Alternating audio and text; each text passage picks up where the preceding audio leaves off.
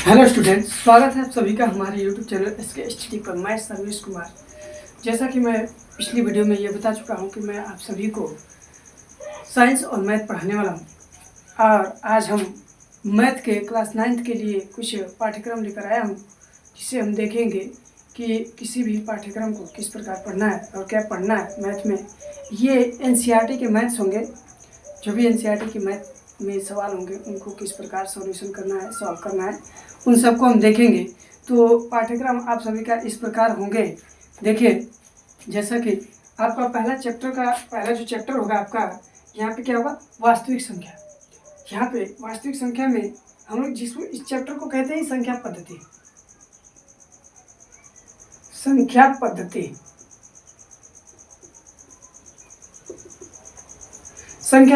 संख्या पद्धति है। संख्या पद्धति में हम लोग को एक्चुअली जो पढ़ना होता है, जैसे कि संख्या पद्धति में वास्तविक संख्या हो गया। वास्तविक संख्या में परिमेय संख्या, प्राकृतिक संख्या, पूर्ण संख्या, पूर्णांक संख्या क्या होते हैं, इन सब के बारे में हम लोग जानेंगे। और उसमें और भी जो भी शांत दशमलव हो गया, अशांत दशमलव हो गया, ये सब संख्याओं के बारे में हम लोग यहाँ पे क्या करेंगे, एनालिसिस करेंगे, डिस्कस करेंगे। और यहाँ पे जो कि हम लोग अनावर्ती शांत दशमलव हो गया, आवर्ती अशांत दशमलव हो गया, अनावर्ती अशांत दशमलव, अनावर्ती का मतलब अशांत हो गया, अशांत दशमलव, ठीक है। और यहाँ पे हम लोग सभी प्रकार की जो भी संख्याएं हैं, जो कि हम पिछले कक्षा में भी क्लास 8 में भी ये पढ़ते आए हैं, सभी नंबरों के बारे में हम पढ़े हुए हैं। और यहाँ भी हम लोग क्या करेंगे, अच्छे तरह से एक एक चीज़ को डिस्कस करते हुए चलेंगे, जो कि जो बच्चा क्लास 8 में नहीं पढ़ा है, क्लास 9th में भी इस चीज़ को कवर कर लेगा, ये मेरा गारंटी है। आप सभी को निराश नहीं होने दूंगा, ये मेरा गारंटी है। मैं आप सभी को इस वीडियो के माध्यम से मैं बताऊंगा कि मैं आप सभी को क्या क्या पढ़ाने वाला हूं, और मैथ में हम पहले क्या पढ़ेंगे, ठीक है। तो यहाँ पे देख रहे हैं, अभी हम लिखे हैं कि ये क्या है, संख्या पद्धति है। संख्या पद्धति के सभी हम लोग उन सभी नंबरों को बारे में जानेंगे, सभी पूर्णांक संख्याओं के बारे में जानेंगे, सभी जो भी नेचुरल नंबर होंगे, प्राकृतिक संख्या होंगी, उन सभी के बारे में हम जानेंगे। तो दूसरा आपका चैप्टर जो होता है, आपका दूसरा चैप्टर जो होता है आपका बीजगणित से, जो कि बहुपद होता है, इसको हम कहते हैं बहुपद। दूसरा चैप्टर क्या होता है, बहुपद, सॉरी, इसको हम पॉलिनोमियल भी कहते हैं।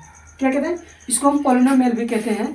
और बहुपद में हम लोग को जो भी पढ़ना है, बहुपद में जैसे कि एक चर वाले संख्या हो गए, एक चर वाले बहुपद हो गए, दो चर वाले बहुपद हो गए, और इसमें हम लोग को एक पद, द्विपद, त्रिपद, बहुत सारी पदों को पढ़ना होता है इसमें। जो कि इसमें देखिए 3 टर्म वाले समीकरणों को भी हम यहाँ पे क्या करेंगे, सॉल्व करेंगे।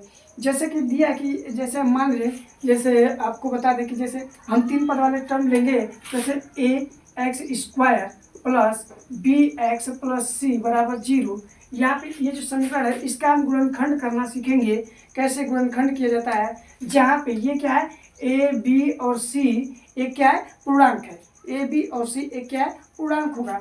तो इन सभी को कैसे फैक्टर किया जाता है, कैसे गुणनखंड किया जाएगा, इसको हम सीखेंगे। जो कि क्लास 8 में जो बच्चा नहीं सीखा हुआ है, वो भी यहाँ पे आसानी से सीख लेगा, ये मेरी गारंटी है आप सबसे।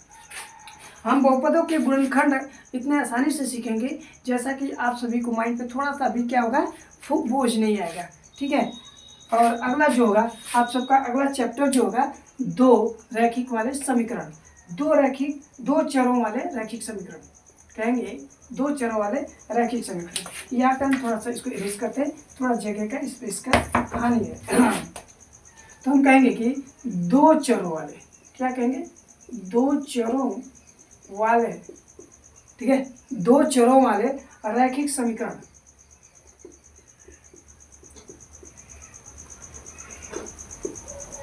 दो चरों वाले रैखिक समीकरण, ये जो आपका मैथ्स का NCERT का तीसरा चैप्टर होगा, जो कि हम इसके बारे में जानेंगे। 2 चर वाले रैखिक समीकरण क्या होते हैं आखिर। एक चर राशि में जो रैखिक समीकरण होते हैं, 2 चरों में रैखिक समीकरण होते हैं, ठीक है। और इन सब की जानकारी हम लोग देखेंगे यहाँ पे। और जो कि ax plus by plus c बराबर 0 ऐसे होते हैं ना, ये एक प्रकार के क्या है, एक समीकरण है, रैखिक समीकरण है। ठीक है। एक प्रकार के, जैसे कि हम इस समीकरण को लिख सकते हैं, यहाँ पे ax हो गया प्लस by हो गया प्लस c हो गया बराबर 0 हो गया। यह एक प्रकार का क्या है, एक रैखिक समीकरण है, एक ही रेखा पे चल रहा है। ये क्या है, रैखिक समीकरण। सिद्ध भी करना होगा कि जैसे कि दो रैखिक समीकरण क्या है, दो रैखिक समीकरण के जो अनंतता जो होते हैं, क्या बोलते हैं उसको, अनेक हल होते हैं। दो रैखिक समीकरण के क्या होते हैं, अनंतता अनेक हल होते हैं। इन सबको हमको क्या करना होता है, प्रूफ करना होता है। इसमें हम जानेंगे इसके पाठ्यक्रम के माध्यम से, ठीक है। और यहाँ पे जो अगला आपका चैप्टर आएगा ज्यामिति से, ज्यामिति में आपको क्या क्या पढ़ना होगा, जैसे निर्देशांक ज्यामिति हो गए, हमको निर्देशांक ज्यामिति अगला जो है, अगला चैप्टर हम लोग जो डिस्कस करेंगे निर्देशांक ज्यामिति होता है। निर्देशांक ज्यामिति हम लोग जो पढ़ेंगे, अगला चैप्टर क्या पढ़ेंगे, ये निर्देशांक ज्यामिति है, ठीक है। निर्देशांक ज्यामिति में हम लोग पढ़ेंगे, निर्देशांक ज्यामिति में क्या होता है कि कार्तीय तल हो गए, किसी बिंदु में, किसी बिंदु के निर्देशांक पढ़ने होंगे, कार्तीय तल हो गया, किसी बिंदु के निर्देशांक पढ़ने होंगे। फिर उसके बाद कार्तीय तल से क्या होता है, कार्तीय तल से संबंधित जो भी नाम होंगे तथा परिभाषा होंगे, उनके बारे में हम यहाँ पे क्या करेंगे, डिस्कस करेंगे इस बोर्ड पे, ठीक है। अगला जो चैप्टर होगा आपका पांचवा, अगला चैप्टर जो होगा पांचवा आपका ज्यामिति। ज्यामिति में देखिए भाई, ज्यामिति में एक चैप्टर आता है, ज्यामिति में जिसको हम कहते हैं कि न्यूक्लिड की ज्यामिति का परिचय यहाँ पे पढ़ेंगे हम लोग। क्या पढ़ेंगे इसमें, न्यूक्लिड की ज्यामिति का परिचय।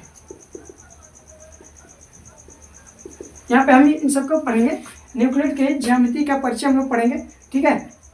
जो क्या है, अवधारणा और प्रमेय का यहाँ पे सभी इन सब के बीच में क्या बनाया जाएगा, संबंध बताया जाएगा। अवधारणा है, प्रमेय क्या होता है, प्रमेय क्या होता है भाई, प्रमेय क्या होता है, दो भिन्न रेखाओं के बीच, जैसे दो भिन्न रेखाओं में से एक, ठीक है, एक से अधिक बिंदुओं का उभयनिष्ठ, एक से अधिक बिंदुओं का उभयनिष्ठ नहीं हो सकते हैं, ऐसा कहते हैं, सिद्ध करना होता है।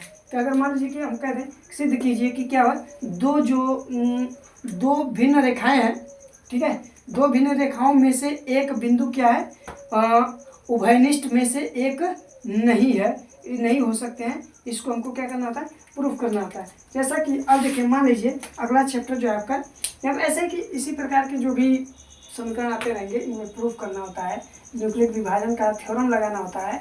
यहाँ पे क्या क्या थ्योरम होते हैं, इनको कैसे जानेंगे कि ये कौन थे और ये इसका यूज कब से शुरू होने लगा, ठीक है, इन सब के बारे में हमको जानना होगा। जो अगला चैप्टर होता है, अगला चैप्टर साथ ही देखेंगे। हमारे पास समय कम होने के कारण थोड़ा सा स्पीड फास्ट है, थोड़ा सा समझने की कोशिश करिएगा भाई साहब, ठीक है, आप सभी लोग समझने की कोशिश करिएगा। तो देखिए, जो अगला चैप्टर होगा आप सभी का, रेखा और कोण। क्या होगा, रेखा और कोण। मेरे दोस्त देखिए, यहाँ पे क्या होगा, रेखा और कोण, ये रेखा और कोण, लाइन एंड एंगल इसको कहते हैं, रेखा और कोण।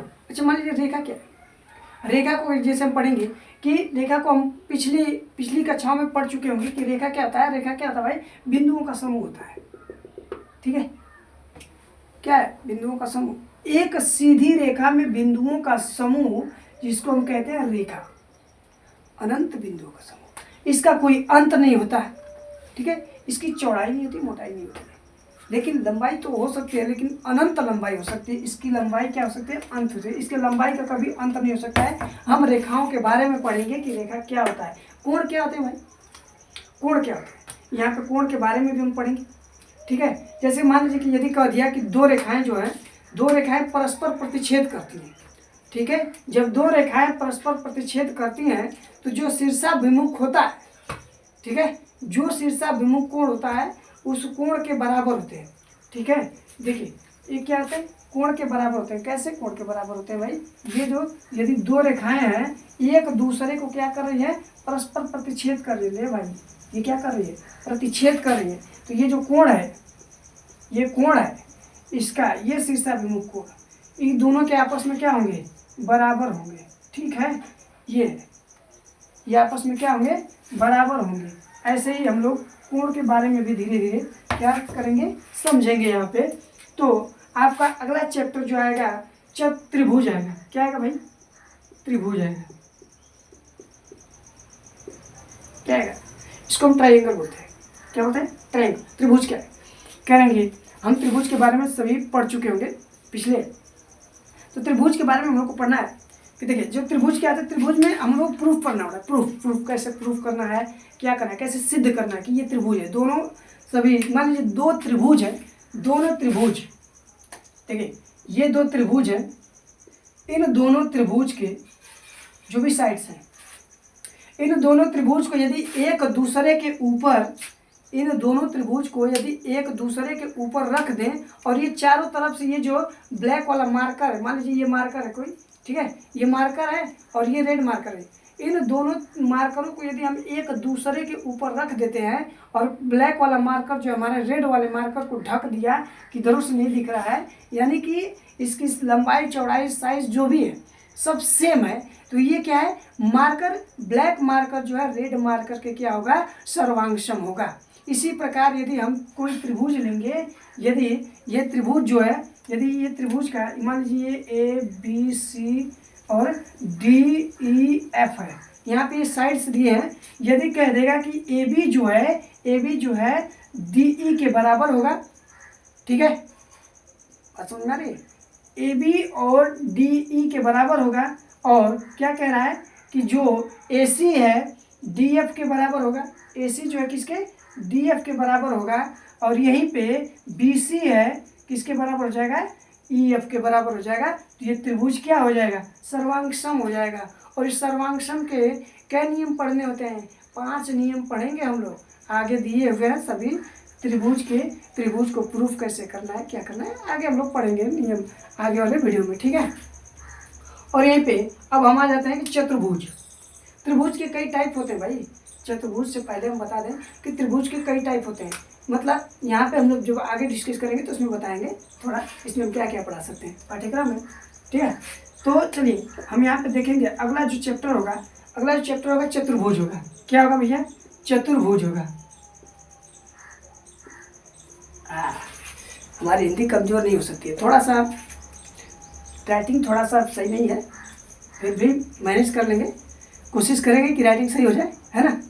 तो यहाँ पे क्या है, चतुर्भुज लिखा हुआ। चतुर्भुज का मतलब यह क्या है, क्वाड्रिलेटरल। इंग्लिश शब्द में बोले तो, इंग्लिश वर्ड में बोले तो क्या होगा, क्वाड्रिलेटरल होगा, ठीक है। यहाँ पे क्या होगा भाई, क्वाड्रिलेटरल होगा। ब्लर तो नहीं ना दिख रहा है, सभी बताएंगे स्टूडेंट्स, सभी ठीक है ना, ठीक है। चलिए यहाँ पे क्या है कि ये क्या है, चतुर्भुज। चतुर्भुज के बारे में हम लोग को क्या पढ़ना था भाई, कि मान लीजिए कि कोई समांतर चतुर्भुज का एक क्या है, विकर्ण, उसे 2 भाग में क्या करता है, 2 त्रिभुजों में क्या करता है, बांटता है, विभाजित करता है। कोई मान लीजिए ये कोई चतुर्भुज है, ठीक है, ये कोई चतुर्भुज है, और इसको हम क्या कर दें, यहाँ से यहाँ तक विकर्ण डाल दें, तो ये जो विकर्ण है 2 त्रिभुज को, 2 आपस में त्रिभुजों को क्या कर रहा है, बांट रहा है बराबर भागों में। बात समझ में आ रही है कि नहीं आ रही है।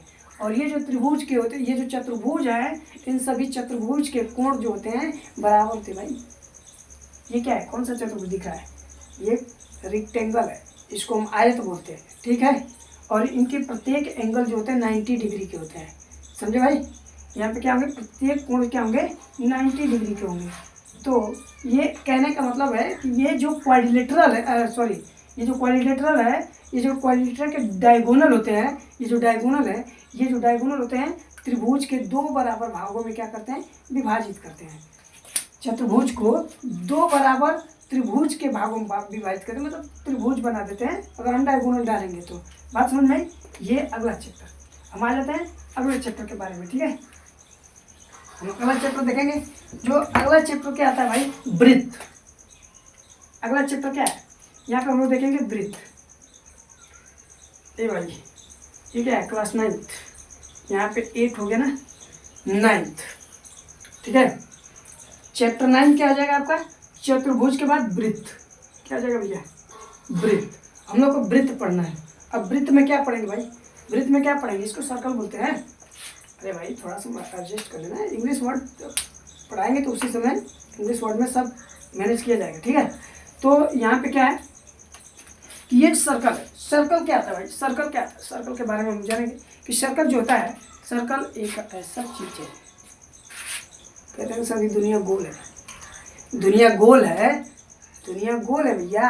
हाँ दुनिया गोल है, जहाँ घूम फिर के आओ अपने घर में आएगा ना, जहाँ भी जाओ घूमते घूमते फिरते कहाँ आएंगे, घर में आएंगे। इसलिए कहते हैं दुनिया दुनिया गोल है। अरे भैया एजेंट से क्या है, देखो दुनिया गोल है, ये जो घर है तुम्हारा ना, जैसे उठोगे यहाँ उठते उठते उठते उठते उठते आके यहाँ रुक जाओगे। ए भाई एक भोजपुरी में कहते हैं, कहावत है कि अड़हर गईनी बड़हर गईनी मांग मुड़ा के घर ही आईनी, ऐसे नहीं कहते हैं सर।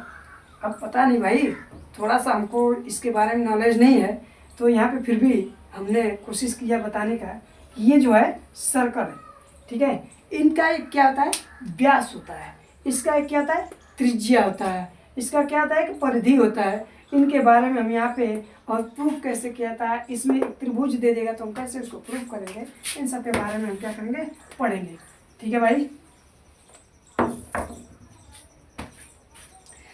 तो यहाँ पे हम लोग त्रिभुज के वृत्त के बारे में पढ़ेंगे। वृत्त की बराबर जीवाएं होती है, ठीक है। बराबर जीवाओं जो केंद्र पर क्या होती है, लंबवत, केंद्र पर बराबर कोण आंतरिक करती है, ठीक है। तथा ये जो भी वृत्त के केंद्र से एक जीवा पर लंब डाला गया, जो डाला गया लंब है, ठीक है, जीवा को दो विभाजित भागों में क्या करता है, बांटता है, ठीक है। ये देखो यहाँ पे ये क्या है, अगर हम एक सर्कल बनाए हैं और यहाँ से एक जीवा डाल देते हैं, तो इसके केंद्र से यदि हम एक जीवा पर लंब डालते हैं तो ये जीवा को क्या करता है भाई, ये जीवा को क्या करता है, ये जीवा को क्या करता है, दो बराबर भागों में क्या करता है, विभाजित करता है। ये सब हमको क्या करना है, प्रूफ करना है भाई, यहाँ पे हम लोग पढ़ेंगे। ओके स्टूडेंट्स, बात समझ में आई। अगला जो चैप्टर होगा आपका मेंसुरेशन होगा, ठीक है, मेंसुरेशन। अगला जो चैप्टर होगा क्या होगा, मेंसुरेशन। ले भाई मेंसुरेशन, मेंसुरेशन, मेंसुरेशन है। इससे तो अच्छा हम इंग्लिश में लिख लेते यार, हिंदी में पता नहीं क्या क्या लिखना होता है, ठीक है। तो देखिए क्या होता है मेंसुरेशन, मेंसुरेशन का मतलब क्या है, अरे मेंसुरेशन का मतलब मेंसुरेशन ही होता है भाई, परिमाप, आयतन, क्षेत्रफल, इन सबको हमको मेंसुरेशन में ही फाइंड करना होता है। किसका किसका हम लोग पढ़ेंगे मेंसुरेशन में, क्या क्या पढ़ेंगे, जैसे कोण हो गया, मेंसुरेशन में क्या हो गया, कोण हो गया, ठीक है, रेक्टेंगल हो गया, रेक्टेंगल। इसके बाद क्या पढ़ना होगा भाई हमको, इसके बाद हम लोग पढ़ेंगे रेक्टेंगल के बाद वाई, इसमें हम लोग पढ़ेंगे क्या, ट्राइंगल के एरिया, ठीक है, एरिया ऑफ ट्राइंगल पढ़ेंगे, ट्राइंगल भी पढ़ेंगे, इसी में ट्राइंगल पढ़ेंगे, लिख देते हैं ट्राइंगल, लो ट्राइंगल, ट्राइंगल, ठीक है। ये सभी जैसे कि क्यूब हो गया, क्यूबाइड हो गया, इन सब के हमको क्या पढ़ना है, एरिया और वॉल्यूम सब मिला के हमको जितने भी दिए हैं मेंसुरेशन के, चाहे 2D हो और चाहे 3D फिगर्स हो, इन सब के हमको क्या पढ़ना है भाई, एरिया, एरिया और क्या पढ़ना है, एरिया और क्या पढ़ना है भाई, एरिया और क्या पढ़ना है हमको, एरिया और वॉल्यूम, एरिया और volume, area and volume, volume, ये सब पढ़ना है, ठीक है। हम कहाँ चलेंगे, मेंसुरेशन के थ्रू देखेंगे, मेंसुरेशन के थ्रू देखेंगे हम लोग, क्या पढ़ेंगे, एरिया और मेंसुरेशन। यहीं पे एक मेंसुरेशन में आपका आता है वो हीरोन्स फार्मूला, जिसको हम कहते हैं हीरोन्स फार्मूला, भी जानेंगे यहाँ पे क्या होता है हीरोन्स फार्मूला, ठीक है। इसको अलग से अगर लिख दें तो यहाँ पे हम लिखें, अगर अलग से लिखें तो हीरोन, ओ भाई यहाँ पे चैप्टर नंबर आपका ये अलग आ जाएगा, तो क्या आ जाएगा, हीरोन, क्या कहेंगे, हीरोन, हीरोन का सूत्र, ठीक है। यहाँ पे हम लोग हीरोन का सूत्र पढ़ेंगे, जैसे कि हीरोन के सूत्र में क्या आता है, त्रिभुज होता है, त्रिभुज का क्षेत्रफल, ठीक है, त्रिभुज का क्षेत्रफल, वही त्रिभुज का क्षेत्रफल जो होता है, त्रिभुज का क्षेत्रफल कहेंगे, त्रिभुज का क्षेत्रफल कहें तो 1/2 आधार गुणे ऊंचाई, ठीक है, बेस इंटू हाइट, इसको हम कह सकते हैं बेस इंटू हाइट। यहाँ पे ऐसे हम निकालेंगे, एक होता है त्रिभुज का परिमाप होता है, त्रिभुज का अर्ध परिमाप होता है भाई, त्रिभुज का क्या होता है, अर्ध परिमाप होता है, त्रिभुज का क्षेत्रफल, अर्ध परिमाप के द्वारा हम त्रिभुज का क्षेत्रफल निकालेंगे, ठीक है। ऐसे पढ़ने होते हैं इनको हीरोन्स फार्मूले में, ठीक है। अब इसके बाद आपका आता है पृष्ठीय क्षेत्रफल, क्षेत्रफल, पृष्ठीय क्षेत्रफल, ये सब इन सब के थ्रू आता है, मेंसुरेशन के थ्रू आता है। अब यहाँ पे अगला जो चैप्टर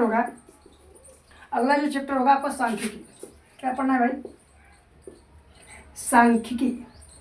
इसको मैं ऐसे लिखते हैं, सांख्यिकी,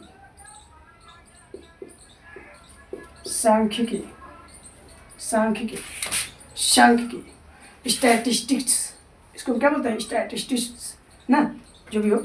यहाँ पे हम लोग पढ़ेंगे, ठीक है। सांख्यिकी के अनुसार हम लोग क्या क्या पढ़ना होता है, जैसे कि सारणीकृत हो गया, और अवर्गीकृत, सारणीकृत, अवर्गीकृत, चाहे वर्गीकृत कर सकते हैं, या बारंबारता, ग्राफ बारंबारता, ठीक है, बहुभुज, ये सब हमको इसके अनुसार ही पढ़ना होगा, ठीक है। बाकी ये सब आज के लिए यही, हम लोग ये इतने सारे पाठ्यक्रम देखे।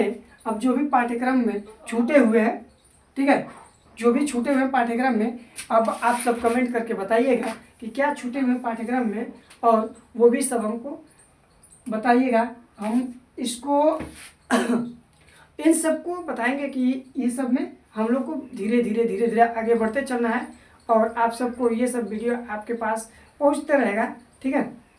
और आपको हमारा वीडियो अच्छा लगे तो लाइक करें, शेयर करें और कमेंट करें, और चैनल को सब्सक्राइब करना ना भूलें, और बेल आइकन भी दबाना ना भूलें। बेल आइकन दबाना बहुत ही ज़रूरी है भैया।